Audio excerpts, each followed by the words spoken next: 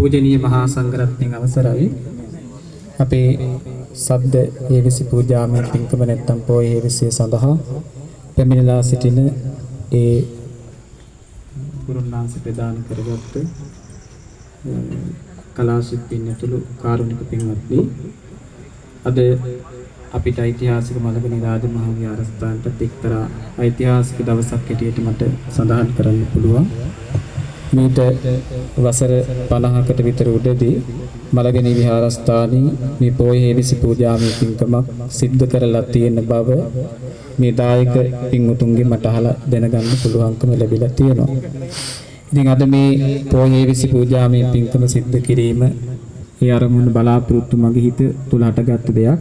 දැන් වසර ගණනාවකට පෙර ආතු ඉඳන් බලාපොරොත්තු හිටියා පොය හේවිසි පින්කමක් විහාරස්ථානය තුල සිද්ධ කරන්න. ඒකට නොඑක් දේවල් කාලෙන් කාලට ආවා. කොරෝනා වගේ දේවල් ආපු නිසා කල් දාලා තින් මේ වර්ෂය තුල මේ පින්කම සිද්ධ කිරීම බලාපොරොත්තුෙන් කටයුතු සංවිධානය කරගත්තා. ඒ අනුවද මේ පොය හේවිසි පූජාමය පින්කම සිද්ධ කරන්න අපි හැමදෙනාම බලාපොරොත්තු වෙන්නේ. නිසා පළමු කොටම මේ පොය හේවිසි පූජාමය පින්කම සමාරම්භයක් හැටියට දැන් පූජනීය මහා සංඝරත්නයේ සිත්පතා හැමදෙනාටම ආශිර්වාද පිරිත් සජ්ජායනාවන් සිද්ධ කළා. නිසා පළමුවෙනුවම් පුණ්‍යානුමෝදනා කරනවා අපි කිරිය අනුකම්පාවෙන් මේ ස්ථානයේට වැඩමවලා මේ පිරිත් සජ්ජායනාවන් සිද්ධ කොට වදාළ අපේ ගෞරවනීය පූජනීය මහා සංඝරත්නයට උන්වහන්සේලාටත් මේ රැස් කරගත් පුණ්‍ය ශක්තිය ජීවිතයට ආශිර්වාදයක් වේවා. නිදුක් වේවා නිරෝගී වේවා සුවපත් වේවා. උන්වහන්සේලා ප්‍රාර්ථනීය භෞතික නිවන් සාක්ෂාත් කරන්න මේ පින් හේතු වේවා කියලා අපි සාදු කියලා ප්‍රාර්ථනා කරමු. විශේෂයෙන්ම අද මේ පොය හේවිසි පූජාමය පින්කම සිද්ධ කරනකොට මම විශේෂයෙන් මේ වෙලාවේ යම් පුණ්‍යානුමෝදනාවක් සිද්ධ කරන්නයි විශේෂයෙන් බලාපොරොත්තු වෙන්නේ. මේ පින්කම සංවිධානය කරනකොට අපිට අවශ්‍ය කරන මේ කලා ශිල්පීන් ලබා දීමේ කටයුත්තේ උපාලි අයියා ප්‍රදානව ඒ කටයුතු සංවිධානය කරලා දුන්නේ. එතුමාටත් විශේෂයෙන් මම පුණ්‍යානුමෝදනා කරනවා. මේ කටයුතු මේ විදියට සංවිධානය කරලා දීම පිළිබඳව එතුමාට විශේෂයෙන් පුණ්‍යානුමෝදනා කරනවා.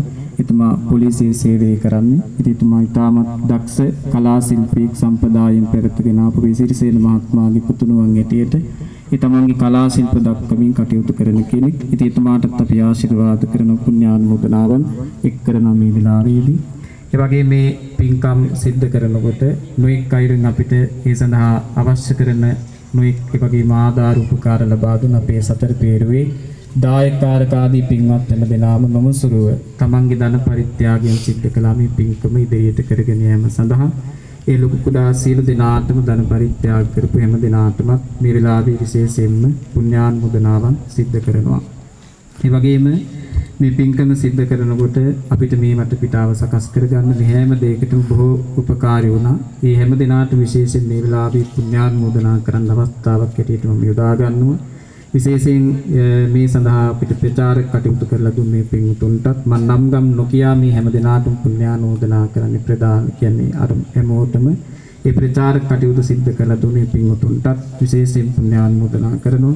ඒ වගේ මේ දේවල් වලට අවශ්‍ය කරන ආහාර පාන සපයා දෙමින් කටයුතු කරන ඒ මලගනේ ඒ වගේම පිරිසටත් ඒ ගොඩගම කිව්ලේ පින්වත් හැම දිනාටත් අපි පුණ්‍යානුමෝදනාවන් සිද්ධ කරනවා. ඒ වගේම තේපෙන් සංග්‍රහයන් ලබා දෙමින් ඒ කටයුතු සංවිධානය කරන කණ්ඩායම් කිහිපයක් සිටිනවා. ඒ හැම දිනාටත් පුණ්‍යානුමෝදනාවන් සිද්ධ කරනවා මේ වෙලාවේදී. ඒ වගේම පූජනීය මහා සංඝරත්නයට ගිලම්පස දානයකුත් සකස් කරලා තිබුණා අපේ දායක පින්වතුන් කීප දෙනෙක් එකතු පාදා වෙලා. ඒ හැම දිනාටම මේ වෙලාවේදී පුණ්‍යානුමෝදනාවන් සිද්ධ කරනවා. ඒ වගේම මේ ආලෝකකරණය සිද්ධ කරලා දුන්නු ඒ ගාල්‍ය අයියටත් අපි මේ වෙලාවේදී පුණ්‍යානුමෝදනා කරනවා. ඒ වගේම සද්ද විකාශන යන්ත්‍ර ලබා දෙමින් කටයුතු කරන ඒ අපේ රංගන අයියටත් ඒ වගේම විශේෂයෙන්ම සම්බුද්ධ පූජාවටත් මේ පූජනීය මහා සංඝරත්නය වැඩම කිරීමටත් සද්ද හේවිසි පූජාව පවත්වපු අපේ සිරිසේන මහත්මයා එතුමා ප්‍රදාන කරගත්තේ පින්වත් හැම දිනාටත් මේ වෙලාවේදී පුණ්‍යානුමෝදනාවන් සිද්ධ කරනවා. ඒ වගේම මේ අවශ්‍ය කරන ඒ වගේම ටෙන්ට් ආදී ලබා දෙමින් කටයුතු කරු මලර්ගනේ මරණාධාර සමිතිය ඒ වගේම තරුණ සංවිධානය ඇතුළු මේ පින්වත් හැම දිනාටත් අපි පොඩි ආම්දුරන් වහන්සේගේ පියතුමා ප්‍රදාන මේ හැම දිනාටමත් අපි පුණ්‍යානුමෝදනා කරනවා මේවා සිද්ධ කරන්න. ඒ වගේම කටයුතු සිද්ධ කිරීම සඳහා නන්නයිරින් උදව් කරපු උපකාර කරු මේ සෑම සියලු දෙනාටම පොදුවේ මම පුණ්‍යානුමෝදනාවන් සිද්ධ කරනවා. ඉතින් විශේෂයෙන් අද මේ පොහොය හේවිසි පූජාවේ පින්කම කිරීමේ මගේ බලාපොරොත්තු බවට පත් උනේ. ඉතින් මම නම් අරමුණු කරගන්නේ බුදුරජාණන් වහන්සේත් ඒ වගේම ධර්ම රත්නයත් මහා සංඝ රත්නයත් අරමුණු කරගෙන විශේෂයෙන් බුදුරජාණන් වහන්සේ උදෙසා කරන සද්ද පූජාවක් හැටියට කල්පනා කරමින් තමයි මේ පින්කම සිද්ධ කරන්න මම බලාපොරොත්තු වෙන්නේ. මේ ਸਰව රාත්‍රික වශයෙන් මේ පින්කම සිද්ධ කිරීමයි මගේ අරමුණ බවට පත් උනේ. ඉතින් අපේ ධර්මයේ තුල පින්වත්නි නොයෙක් ඒ වගේම මේවා පිළිබඳව ධර්මයේ තුල සඳහන් කරලා තියෙනවා.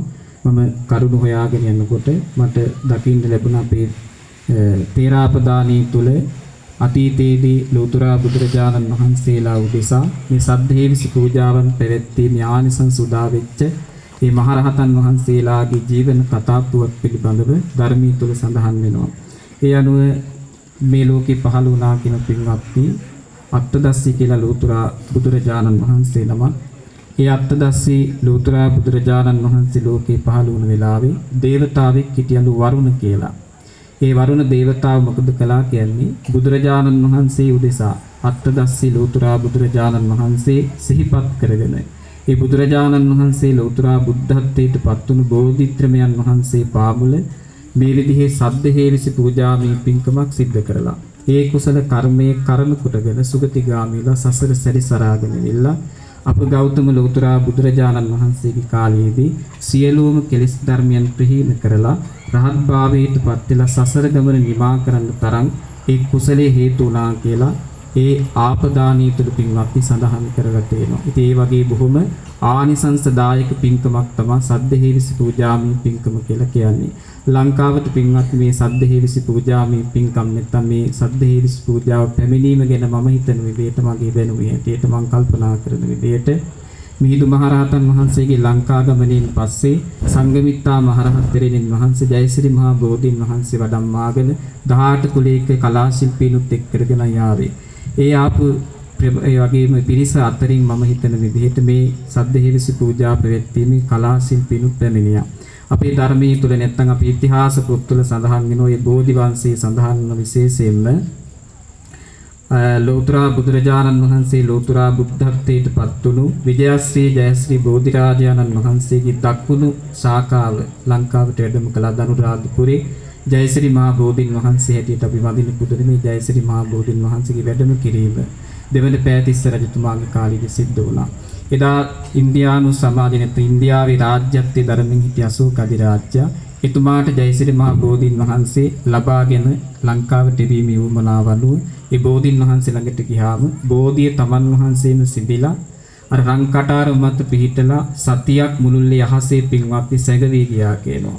ඒ සැඟවී ගිහින් තිබුණාට පස්සේ දින 7කට පස්සේ නැවත පේන්න පටන් ගත්තා. මිනිස්සු සාදුකාර දිදී මේ බෝධීන් වහන්සේට පහළට වඩින්න කියලා ආරාධනා කළා කියලා. හැබැයි බෝධිය වැඩි නෑ කියනවා. ඒ වෙලාවේ පින්වත්නි රාජකුමාරයෙක් සියලු සර්වාභරණීන් සැරසිලා මංගල තූරි වාදනී සිද්ධ කරනවා සමගම ඒ බෝධීන් වහන්සේ බිමට වැඩම කළා කියනවා.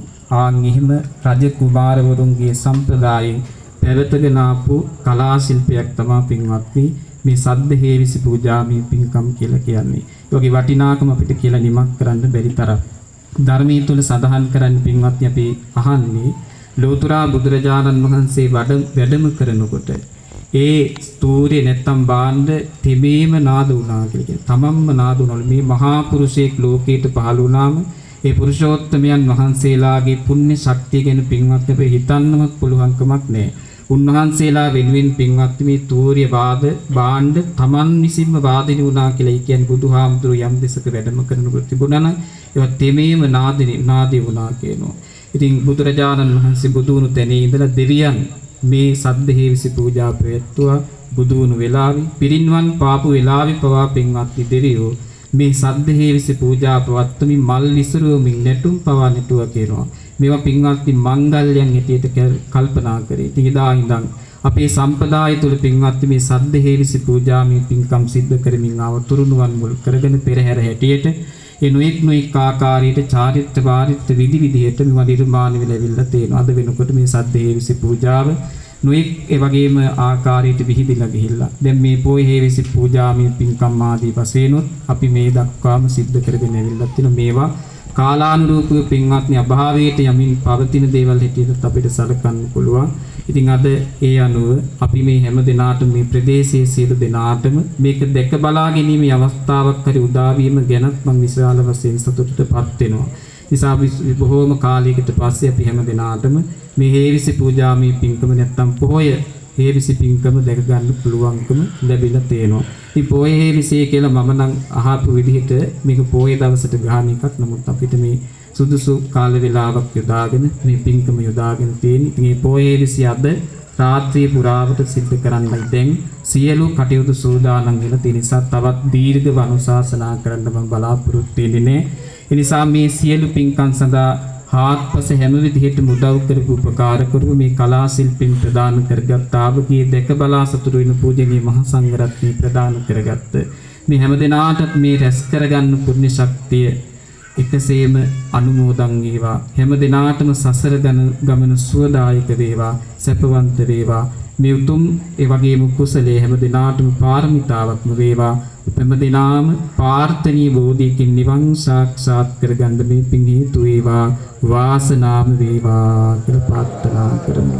වැඩමවදාළ පූජනීය මහා සංඝරත්නය වෙනුවෙන් අනුශාසනාවක් කිරීම සඳහා ඉතාමත් ගෞරවයෙන් ආරාධනා කරනවා. හිට්ටිගම ශ්‍රී සුදර්ශනාරාමාධිපති වාරියපල ශ්‍රී සුමංගල මහ පිරිවෙන් කුත්‍යාධිකාරී අස්ගිරි විහාර වංශික කර්මවාදාචාර්ය ගෞරවනීය පිළිකුහාමුදුරන් වහන්සේට හැමදෙනාම සාදුකාරයක් පවත්වනවා.